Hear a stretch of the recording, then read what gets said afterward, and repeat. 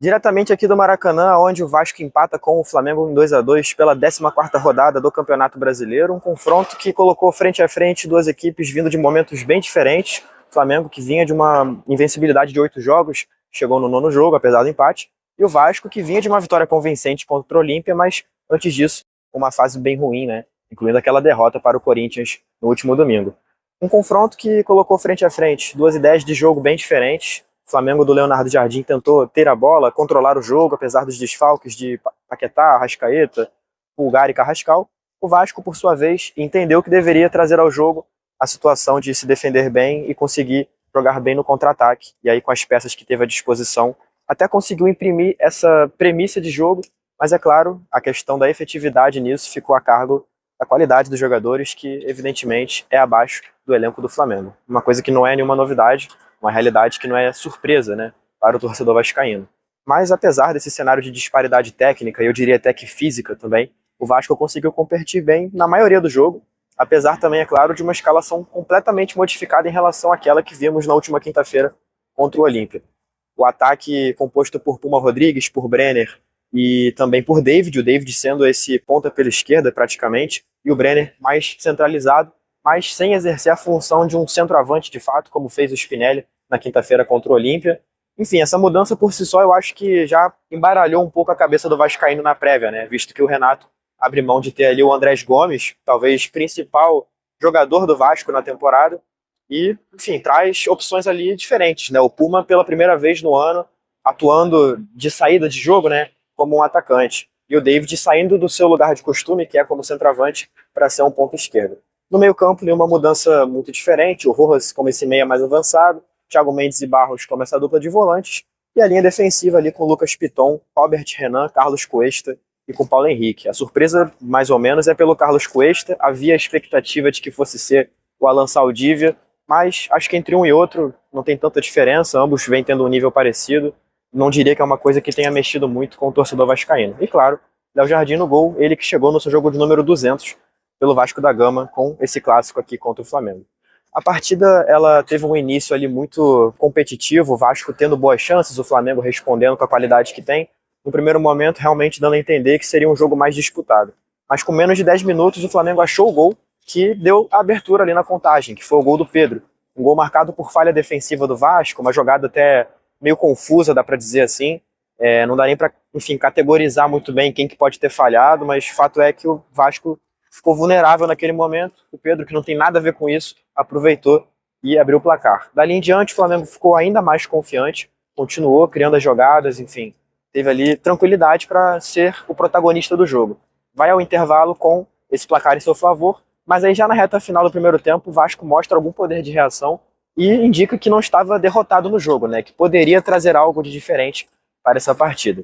Ambas as equipes voltam sem modificações do intervalo, e aí a gente vê um momento em que o Vasco dá um crescimento até, tem algumas investidas interessantes, mas apenas para dar uma animada bem simples no torcedor, visto que depois decai de nível e aí fica ainda mais vulnerável para o Flamengo. Mas ainda assim conseguia competir, mostrava solidez, até que aos 14 minutos o Paulo Henrique comete um pênalti, na minha opinião, desnecessário dentro da pequena área e dá a oportunidade do Flamengo ampliar a sua vantagem. E aí quem vai na marca do carro é o Jorginho, que tem um aproveitamento fora de série, faz o que está acostumado a fazer e amplia o placar em favor do Flamengo. Dali em diante o Vasco parecia abatido, parecia que iria, vamos dizer assim, se render, né, que deixaria esse placar para trás, mas aí consegue mostrar poder de reação e, enfim, insistir na narrativa do jogo, buscando esse resultado. E aí tem algumas investidas, mas aí o Flamengo também se sai muito bem, né? Defensivamente tem muita solidez, mas depois de muita e muita insistência, o Vasco encontra o gol que reduz a desvantagem, esse gol marcado pelo Robert Renan, ele já na reta final da segunda etapa, uma bola, assim como foi o gol do Pedro, de muita disputa, enfim, até um gol meio confuso de descrever como que ele se desenhou e tudo mais. O fato é que conseguiu reduzir ali a desvantagem naquele momento.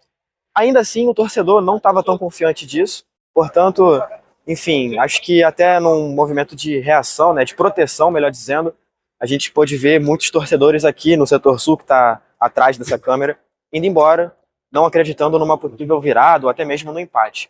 E aí o Vasco continua tentando, continua criando, um jogo já mais feio, um jogo já mais lutado do que jogado, E aí já nos 52 minutos da segunda etapa, já no apagar das luzes de fato, o Hugo Moura encontra o gol do empate. Um gol muito importante para o Hugo Moura, ele que não é de marcar tantos gols, mas encontra um gol que dá um resultado muito positivo para o Vasco, vide o cenário desse jogo, né? O momento, o contexto, enfim. Tem um gol contra a sua ex-equipe, né, que é o Flamengo. Um gol de muito significado. Na zona mista ele dedicou esse gol para sua filha, que está aí daqui a pouco chegando ao mundo, né, vindo, enfim, para o braço da sua família, dedicou ali com muito carinho esse gol para sua filha. Bom, eu diria que o Renato, ele teve uma, enfim, atitude corajosa na escalação que ele colocou. Não acho que foi a melhor escalação possível, mas entendo a ideia que ele teve por trás. Acredito que para trazer mais mobilidade no ataque, né? Entendendo que o Flamengo tentaria ter a bola, então nesse caso o Vasco teria que correr atrás da bola, e aí faz sentido realmente ter um ataque com mais mobilidade. As mudanças que ele faz eu já acho que corrigem a rota, né? A partir do momento que ele traz ali o Spinelli, em que ele traz o Nuno Moreira, em que ele traz o Andrés Gomes, enfim, o Adson, acho que ele consegue corrigir a rota, e aí, enfim, o Vasco reage. Não por acaso, o Vasco cresce mais no jogo. E o Hugo Moura, uma grata surpresa, né? Enfim, acho que até pela atuação dele, que eu acho que não seria tão mencionada aqui não fosse o gol dele, né, que condiciona o resultado, mas uma atuação boa. O Hugo que vem de um bom jogo na quinta-feira contra o Olímpia, né? Então, assim, talvez um momento de retomada, quem sabe, para o Hugo, né? Até perguntei a ele sobre isso na zona mista, enfim, sobre a questão de lutar por uma vaga nesse time titular, né? Ele mesmo disse que é um meio-campo muito qualificado, é uma disputa difícil. Eu acho que todo mundo reconhece isso, mas, enfim, por que não, né? Por que não o Hugo Moura podendo lutar pela titularidade do meio-campo do Vasco? O fato é que as atuações dele têm sido boas e agora cabe a ele manter a consistência disso para sustentar uma eventual titularidade daqui a algum tempo.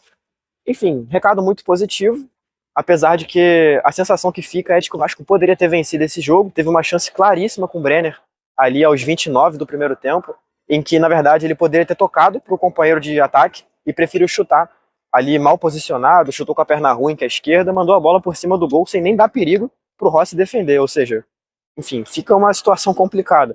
Tiveram outras chances também que o Vasco teve em seu favor e não conseguiu aproveitar, algumas até em chutes muito fortes de fora da área, com Johan Rojas, Thiago Mendes, enfim.